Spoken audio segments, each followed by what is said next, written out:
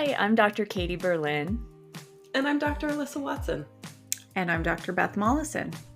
Thanks for joining us in the Veterinary Breakroom. These are short conversations where we talk about relevant topics in vet med. And today you get all three of us because we're talking about a topic that was important enough to all of us. We all wanted to be in on this conversation. And today the topic that we're going to be talking about is taking time off for mental health specifically, and just in general, taking time off for sickness, for, just to get our stuff together, which isn't something that veterinarians, in my experience anyway, are particularly good at doing.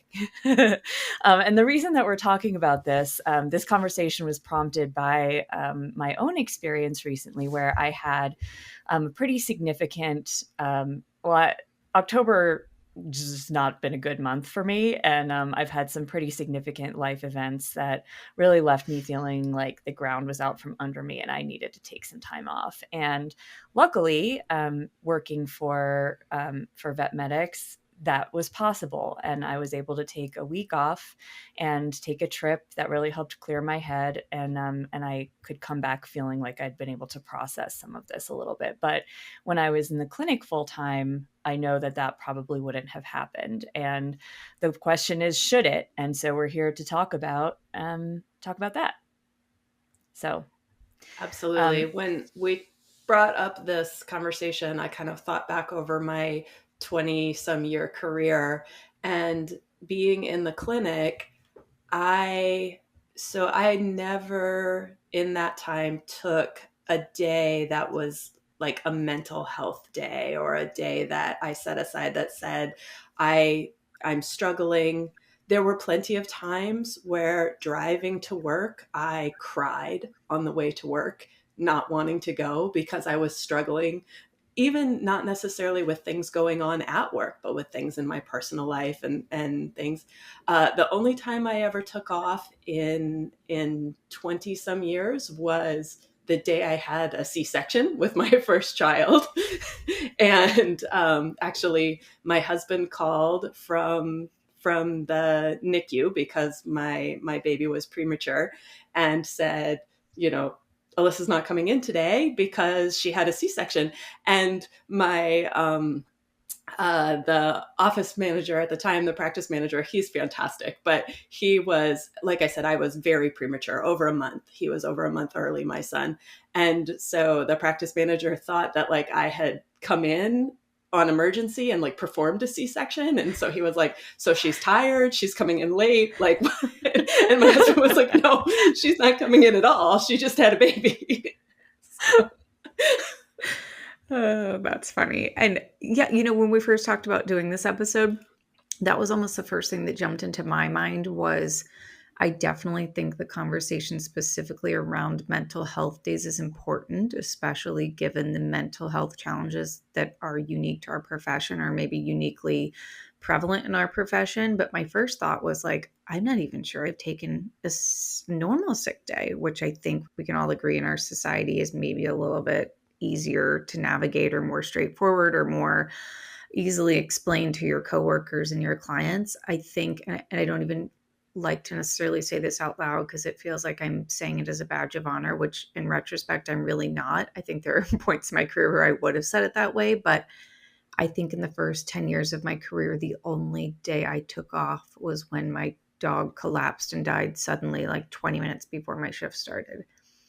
And if I'm not mistaken, I think there was another doctor who graciously covered for me, but I think we switched shifts. Like, I don't think it was a day off. I think it was like a Sunday, and she, again, graciously worked for me, but I think I then worked on Tuesday or something. Like, I'm not even sure it was a true day off. I think further in my career, I finally built up the confidence to like say, oh, I have strep throat. I won't be in. And especially as we entered COVID, and I think we all, maybe at least a titch, got a little more understanding of the idea that we don't want our sick colleagues there.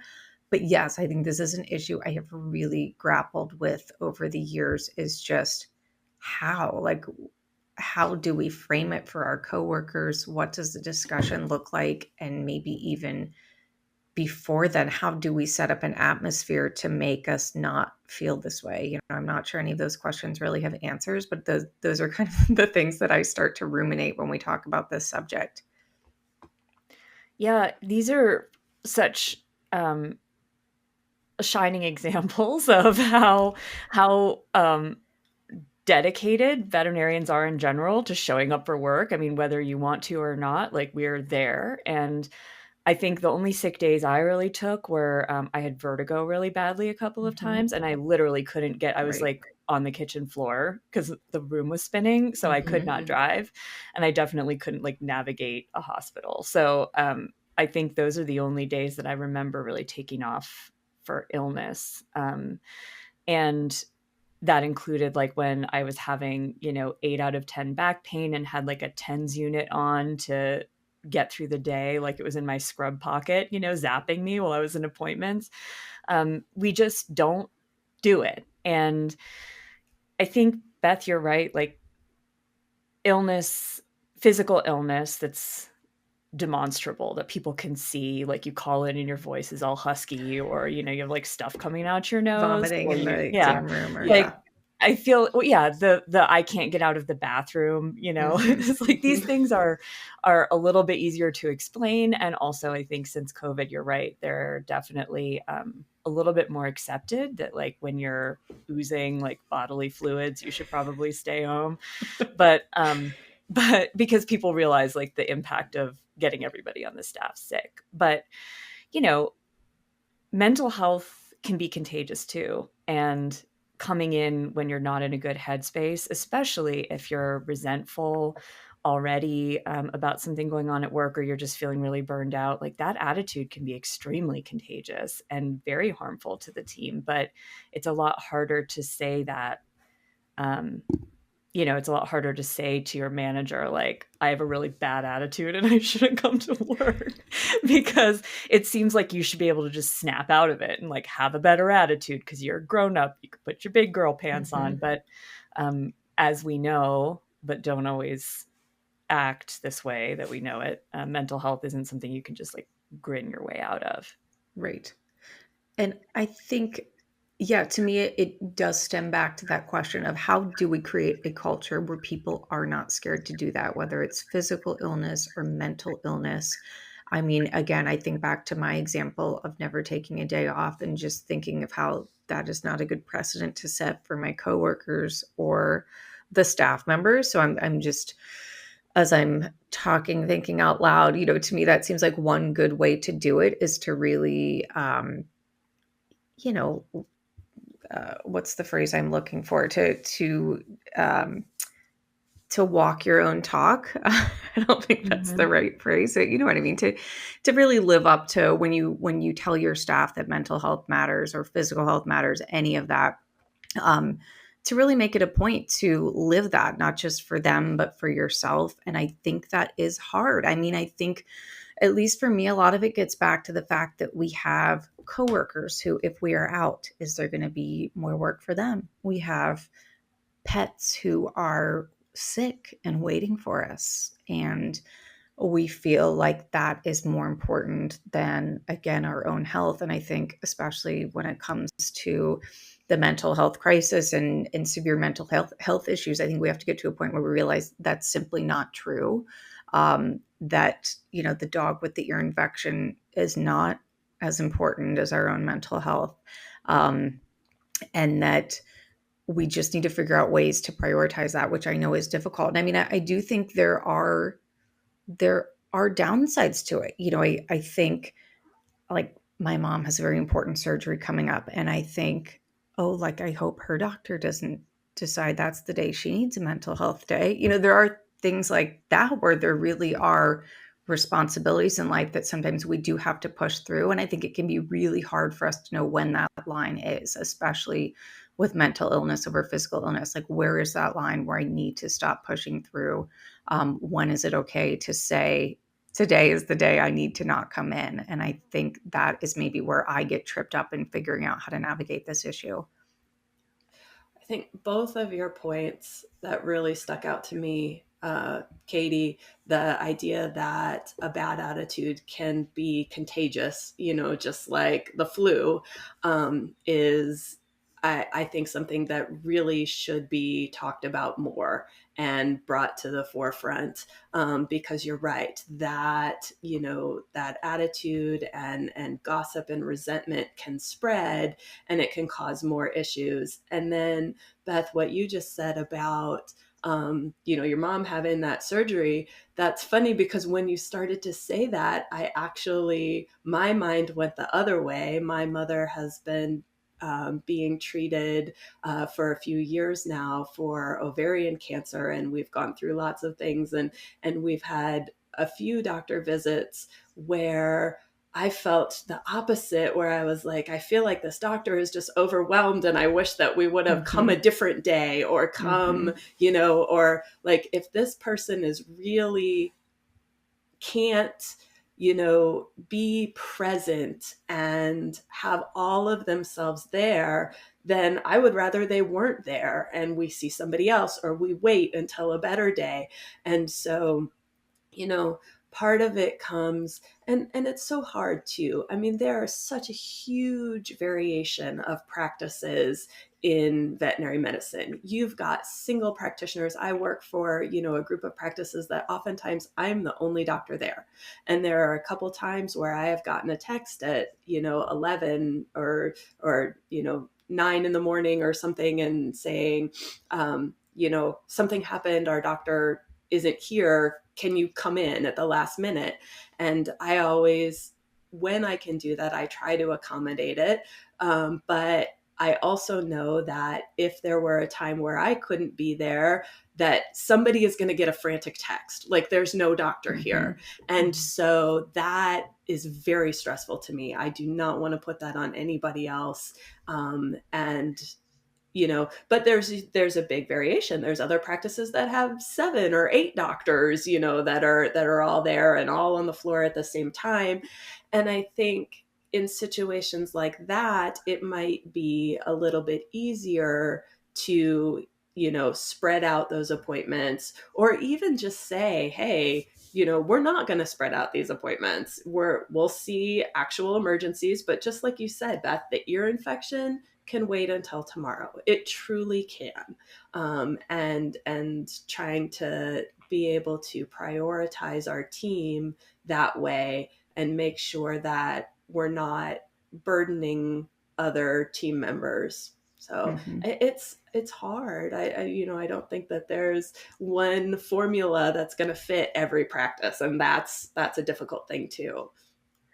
Right. And I think for me, Alyssa, hearing you talk almost brings me back to that prevention, and obviously mental health issues in and of themselves are certainly not fully preventable, but I think there are things we can do to help, because like you said, there's kind of that vicious cycle where if we need a mental health day or a physical health day, someone suffers. That's really just the reality of it. Either our coworkers wind up doing more work, someone comes in on their day off, we cancel appointments and the clients are upset, or we go in and we work and then we suffer. And so that kind of brings me back to, what do you guys think the key is? And I don't know that we have the answer, but like, how do we get in that mindset of prevention? I mean, some of my first thoughts are like, should we recommend an extra, that make people use their vacation days spread out throughout the year? Or, I'm trying to think of ways that we really can be proactive about mental health. And obviously there are organizations also dedicated to that mission. But I think that's kind of what we have to ask ourselves as leaders of the practices, is really, how can we work on that prevention a little bit more? I do think that production-based pay comes in here very prominently for me anyway. And I don't necessarily want to get into that discussion today, because I know we all have strong feelings about that and mostly agree, but like, we've had that conversation and we will have it again. But production-based pay for sure, for me, was a factor in not wanting to take time off. Like, as a production-based system, you don't really get vacation if you have negative accrual. And I always did. And so like, taking a mental health day was lost income, not just for the practice, but for me. And many people listening will say, well, that's only fair. You don't work, you don't make that money. But, I cannot stress enough the value that having PTO has given to me this last few years, where I have not been relying on production-based income and have had like a normal salary because most of my work's been non-clinical. And I think, it's also a lot easier in most cases for people in non-clinical jobs to take PTO because you don't necessarily have appointments waiting. You don't have clients and patients waiting to be seen, and coworkers who are going to have to pick up that slack. But just because the work is different, to me, does not negate the really important benefits of allowing your team to take time off that isn't punished. And we were talking before we started recording about practices where we've worked where they've said, yes, you can take this much time off, but we expect you to work extra so your coworkers can also take time off, versus actually working shorter-handed when people take vacation. And so I remember one time in a staff meeting getting congratulated because I had worked more shifts than I had taken off that year. And I remember thinking, like, it was like the type A, like A student kid feeling like happy for being praised for something, and also really ashamed because I was like, I know this isn't what I should be doing. Like, that's not actually good for anyone. And I was very burned out at the time. And that burnout accumulates over time for sure. And like Beth, you were saying about prevention, many things cannot be prevented. The things that happened to me in the last month could not be prevented. I didn't see them coming, and they just hit me like a ton of bricks. And so it was very difficult to get my mind around those things. And that's why I needed that time off. But, I don't think a day would have done it for me at that point.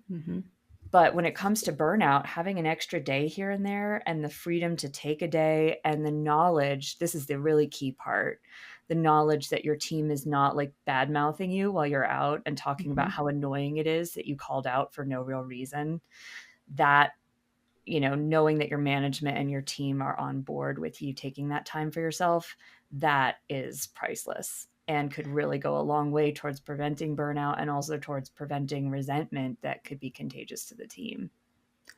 Yeah, I think that's a good point, Katie. Maybe it's less about preventing the mental health struggles, which is important, but like you said, so oftentimes is it preventable, and more about preventing that guilt that surrounds it or the repercussions that we face when we come back. Because I do, I know I talked about the things that we stand to lose on those mental health days, that in the short term somebody is losing, but I think that brings us to the other point of like, what do we have to gain? And I think as a team, those are the things we really have to focus on. I mean, one, when it comes to mental health, keeping people alive in this profession, we very much know that that is an outcome of many mental health issues. So keeping people alive, I think, is a pretty good goal and a pretty good reason to prioritize this at all costs in our hospitals. But also on a more day-to-day basis, like team retention. Don't you think that studies show that right now is one of the biggest issues that we face in veterinary medicine, is staffing issues and team retention, and how we could really start to change that if we helped cultivate this environment of everybody feeling supported. I mean, honestly, whether that's through mental health days or through a variety of other measures, but just the way it can really start to, I feel like, change the culture in the practice when we prioritize things like this. Looking to protect your canine patients against parasites? Look no further than Simparica Trio, Serolaner, Moxidectin, and Pyrantel chewable tablets. The first chewable to offer triple protection from heartworm disease, ticks and fleas, and roundworms and hookworms. It's also FDA approved to block infections that may cause Lyme disease by killing deer ticks. Use with caution in dogs with a history of seizures. Serolaner belongs to the isoxazoline class, which has been associated with neurologic adverse reactions. The most common side effects were vomiting and diarrhea. Visit SimparicaTrioDVM.com for full prescribing information. I remember reading something in a management resource that was like, well, you should overstaff, that like really good practices are always on the lookout for people because they want to be overstaffed so that they can accommodate for people calling out and not ever have to work short staffed. And like, that sounds great in theory, but everybody listening is laughing now because they can't even staff, much less overstaffed. Like everyone seems to be understaffed, and finding qualified people that want to work for you is really hard right now. But I think we've established, at least, I guess this is controversial, but there are a lot of bodies that are qualified to work in vet med. There seems to be a shortage of people who want to work at the jobs that are available. And I think the clinics that I know that have a really good culture and who have really solidified that their team comes first, because they know that if they have a healthy, happy team that stays and doesn't turn over every year or two, that they'll be able to take better care of their clients. I do feel like those clinics are having less trouble hiring as a general rule because people are lining up to work there. I have friends with practices who say they haven't had any trouble hiring even through this really tough time because that's their priority. And I think that gets around, that word gets around, and people can tell when the team is really happy. Agreed. I think too, Katie, that comes back, I know at least for me, one of the things I really hate about taking a day off is the idea of someone having to call and disappoint 25 different pet owners. But I think if we can focus on the fact that, at least in my opinion, what makes pet owners really happy in the long term is to have staff who has been there for a while, staff who is well trained, staff who seems happy, staff that shows up the majority of the time, even if they occasionally get one phone call of a canceled appointment. I just think that long term, those impacts are so much more severe when you, again, aren't prioritizing that culture of wellness and happiness in the clinic. No, I agree with that 100%. I talk to lots of clients with my in-home euthanasia and hospice care, and I hear over and over and over that they like having consistency in their veterinary team. And I hear even from clients about clinics all around town and with high turnover, and that makes them uncomfortable.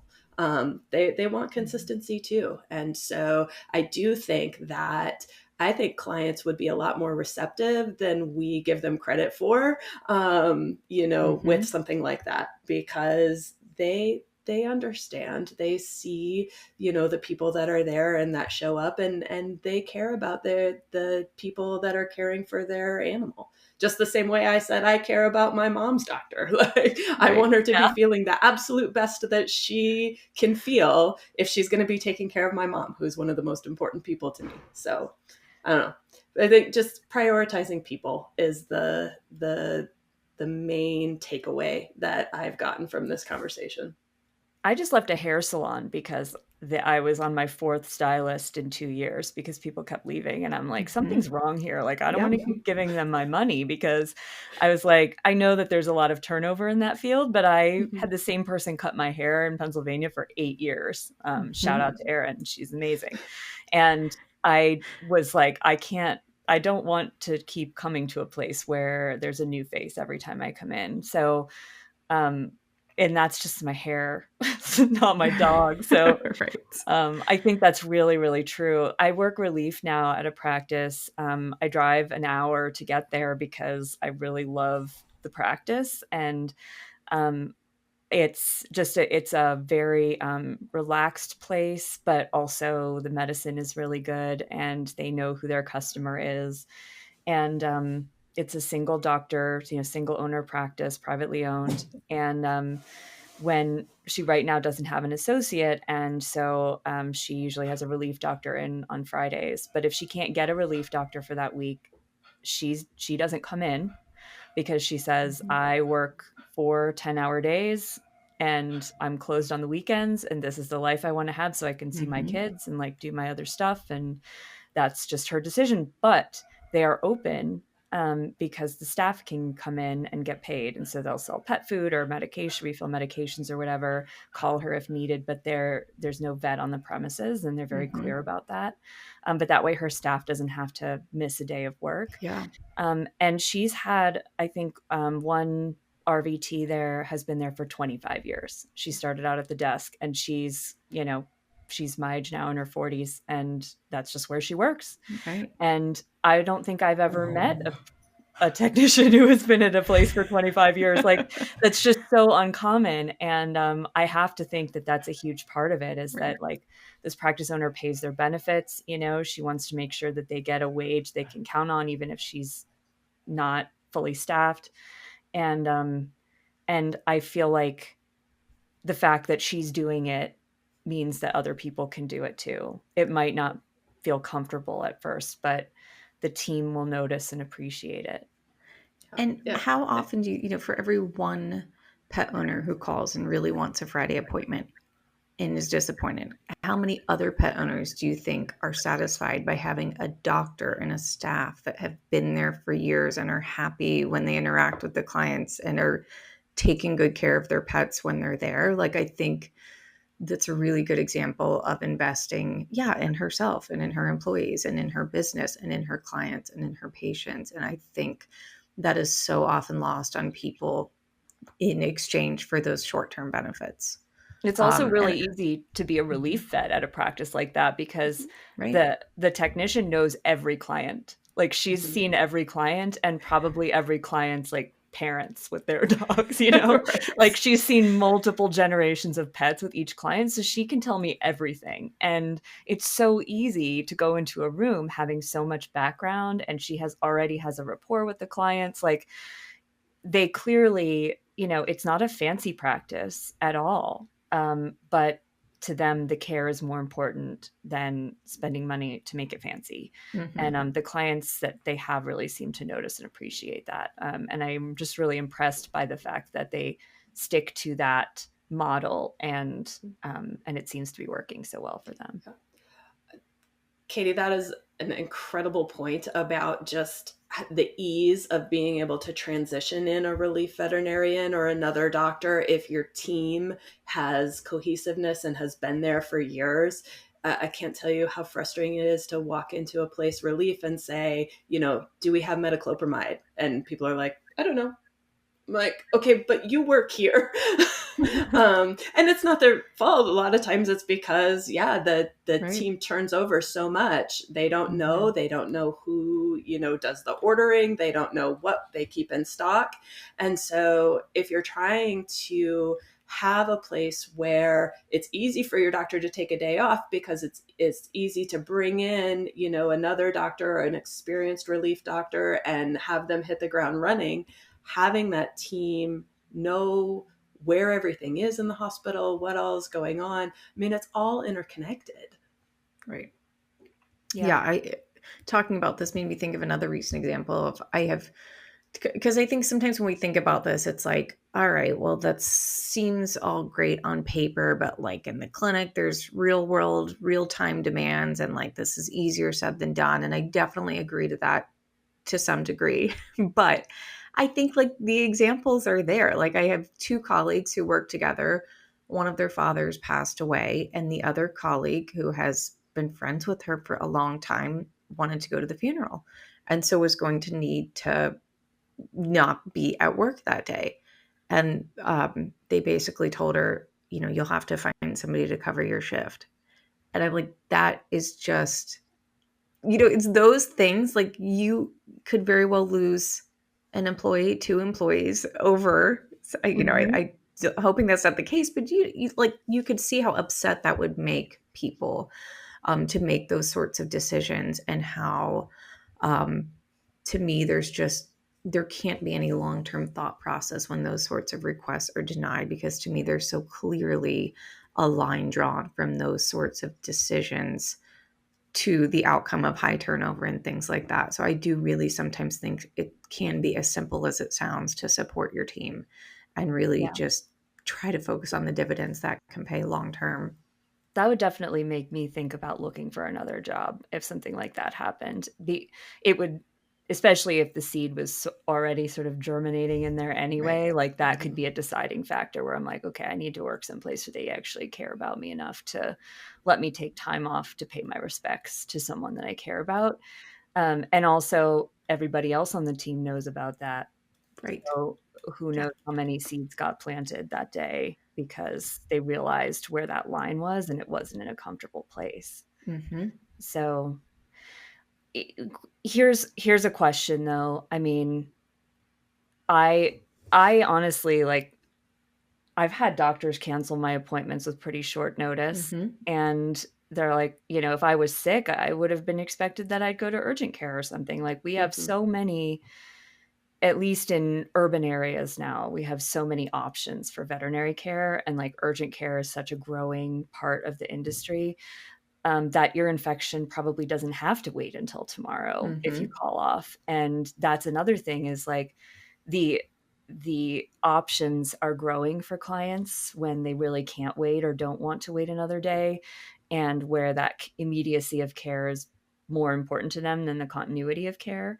And I do, I think I'm starting to feel a little bit less sympathy for clients Mm-hmm. who like refuse to take that option, especially if it's urgent care where the cost differential isn't going to be quite as vast as maybe if they went to the ER, especially for something like an ear infection.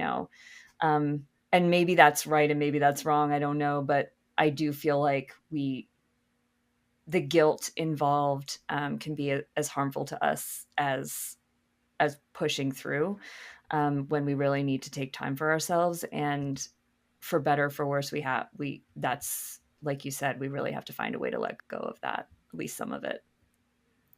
Yeah, and I think trying to set ourselves up for success, like you said, Katie, evaluating the fact that there are other resources out there, knowing if you have an urgent care in the area, how nice that is, and maybe can reduce some of your guilt. But like also doing things like leaving a few spaces in your appointments throughout the week for either day of emergencies or appointments that need to be rescheduled or things like that, so that we don't have to call pet owners and say, Dr. So-and-so is sick, so we're going to book you out 4 months from now. But like doing tangible things, kind of preparing for the fact that there will be sick days, there will be mental health days. So going into it, knowing that and not acting like each one of these hurdles is completely unexpected and we have no plan in place for how to handle these issues. Having a protocol in place of what to do when someone calls off sick. I know I've been in the clinic many times where people are just like throwing their hands in the air, completely frazzled, and like,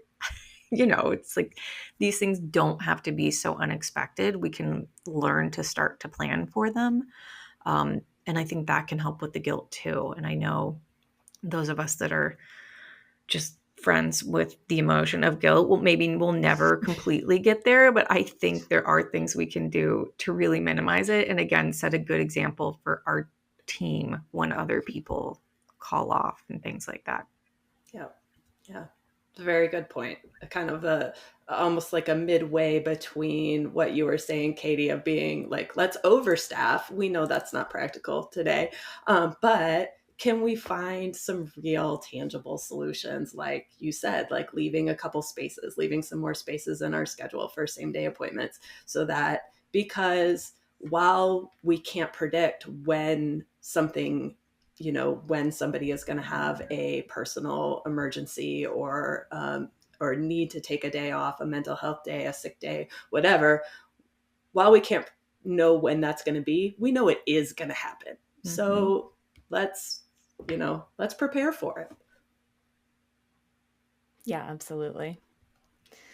All right. So as per usual, we've solved no problems, but I do feel like this is one of those situations where, like, even if it's hard, we're at the point, we're past the point in the profession. I shouldn't say we're getting to the point. We're past the point where our teams have to come first, because without a healthy, happy team, you're not going to be able to take care of pets and clients. And so even though it's hard, even though we don't have enough people, even though clients may be upset or disappointed at first, like, working towards that culture where it's okay to take time off, and not feel like you have to pay it back as soon as you get back, is really, really important. and we should do it anyway.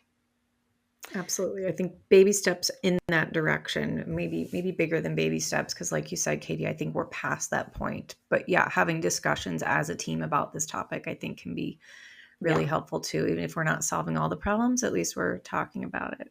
Yes. Maybe that's one baby step. Yes. And coming from the top too, like if you're a leader in your practice, which veterinarians are just by virtue of that position, but especially if you're a medical director or a team lead, or a practice manager or owner, like you can really set an example by telling your team like, this is okay, and then modeling it yourself and saying, I'm taking Monday off because I have had it up to here and I need a day to like go on a hike or like hang out with my kids or sit inside with a book and wrap myself in a blanket and pretend the world doesn't exist for a day. Like it's incumbent on leaders to do that, and really model that behavior. Otherwise, people may not believe that you really feel like it's okay for them to do it. Okay, should we end with a win of the week? Sure. I think we should. All right. I think we should. Alyssa, would you like to start? Oh, I would love to start. So my win of the week, it was actually a couple weeks ago, but it's been a little while since we all recorded. But a couple weeks ago, actually, my young dog, Banner, he's 1 year old. He ate part of the blanket covering his crate and he needed surgery. So I went ahead and did a gastrotomy and an enterotomy on him and removed a blanket, and he's doing fantastic. And so that's my win. He literally was like back to normal within 24 hours. He's a beast. So we don't call him the Hulk for anything, for nothing. Good job, Doc, too. Thank you. I'm just glad he's okay. And I'm so glad that I, had a practice where I could take him in, and I literally had him on the table within 6 hours of when he started projectile exorcist vomiting in my house. So that's the difference between you and me, because even if I had that practice, I would not be the one taking the blanket out. Like I might run anesthesia, but I would definitely not be the one with my own dog's intestines in my hands. Like Speaking of other topics we've covered here, I know people feel very strongly one way or the other about that. Beth, what about you? Oh, I was going to say, on to Beth. No, I'm going to stick with the dog theme, our own pet theme here, Alyssa. Mine's going to be an update about my two dogs. Anybody that is a regular listener may have heard me talk over the last year about the relationship between my two dogs, because that has in some ways been a leading plot line in the house here. We got a poodle, we have a dachshund, then we got a poodle last year, and there had just been some tension over the year. The poodle would occasionally lash out at the dachshund. That made the dachshund very untrusting, and has, of course, had me just in emotional ups and downs throughout the year. And knock on wood, we have been, I think, 6 to 9 months without any, probably 6 months, without any sort of altercations between them. But the real win is that Paul, the dachshund, who's my soulmate, for a while it had caused him to kind of be aloof and more independent and withdrawn, which was devastating. But he has really seemed to finally, a year and a half later, adjust. I think he's gaining trust in Daniel. And he's back to being my little buddy. He sleeps in bed with us now every night again. He doesn't act scared of Daniel. He works in my office with me. So for anyone that knows what Paul means to me, this is a very big win. That is a huge win. There's nothing sadder than when your little heart dog is like, no, I think I'd rather sleep by myself. And you're like, what? Speaking of mental health horrors, it's not been good. My mental health is riding on you sitting on my lap. This is not okay. Yes, very much. Anyway, what about you, Katie? Well, that's amazing. My little heart dog is, a million years old, and Frank, and he's doing okay. But I don't have any particular wins related to Frank right now. He's a win every day. He is every day. I was going to say every day with Frank is a win. Yes. But I think honestly, my big win is that I'm like vertical and functional. I definitely got knocked in my butt a couple weeks ago. But I think that's really the big win, is being able to take that time off. And I just can't express gratitude enough for that opportunity and for the privilege of being able to say, like, okay, like, to pay for that, the trip that I took during that time, like, I can spread that out over the next few months and work some extra shifts. And that the team was so gracious about letting me off the hook for 5 days at the last minute. I really am so grateful, because it really helped me process a lot of what I was going through and take some time pretty much completely unplugged from work. And that was really, really important. I don't think I'd be doing as well right now without that. So huge win, very relevant to the reason for today's discussion, and something that I hope I keep in mind going forward when maybe something not as big happens, but I'm feeling the pinch of just like life and overwhelm, and maybe like just say to myself, now might be a good time to take a breather, even if it's not a crisis. That's great. I think having evidence that time helps, and like you said, knowing that can be medicinal during times of stress or emergency or mental health issues, knowing what you need, I think is a real gift. So yes, we're happy you were vertical and talking here with us too, Katie. Yep. I was going to say we're happy that you're back, but I'm most happy that you're comfortable being back, And so that's what makes me happiest. And I'm glad that you were able to take that time too. Thank you, guys. And thank you, everyone, for joining us in the break room. We'll catch you next time. As always, we'd love to hear from you. If you have views on this, please share with us on social media or email. And, we always also want to hear about topics you think would be interesting for us to cover. So we're right there with you in the practice trenches. And so we definitely love when people write in with ideas. So thanks again for joining us. We'll see you next time. Thanks for joining us in the Veterinary Break Room. If you enjoyed today's episode, you can find us wherever you listen to your favorite podcasts, including a video version on YouTube. While you're there, make sure you subscribe, rate, and review us. You can also listen to or watch our podcast episodes on our website at cliniciansbrief.com/podcasts, or drop us a line at podcasts@vetmedics.com. Veterinary Breakroom is a Vetmedics production produced by Alexis Ussery and co-hosted by me, Dr. Alyssa Watson, and Dr. Beth Molleson.